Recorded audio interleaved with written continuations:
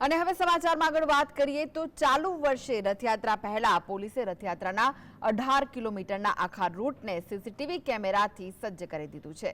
રથયાત્રાના route પરના સંવેદનશીલ સહિતના તમામ વિસ્તારોમાં 4000 સીસીટીવી કેમેરા લગાવી દેવાયા છે। રથયાત્રાના દિવસે એક હેલિકોપ્ટર અને 10 ડ્રોનથી હવાઈ પેટ્રોલિંગ પણ કરવામાં આવશે। પોલીસનું કહેવું છે કે તોફાની તત્વો બચી ન શકે અને કોઈ નિર્દોષ વ્યક્તિ ફસાય નહીં તે માટે સીસીટીવી મહત્વના હોય છે। આ વખતે રથયાત્રાના રૂટ પર આવતી દુકાનો, મકાન, પોળ અને કોમ્પ્લેક્સની બહાર સીસીટીવી લગાવવા સ્થાનિક આગેવાનો, વેપારીઓ અને રહીશો સાથે મીટિંગો કરી હતી। રૂટ ઉપર કાયમી ધોરણે 1500 સીસીટીવી લગાવાશે। 1200 સીસીટીવી કેમેરા લગાવી દેવાયા છે, જ્યારે બાકીનું કામ અઠવાડિયામાં પૂરું કરી દેવાશે।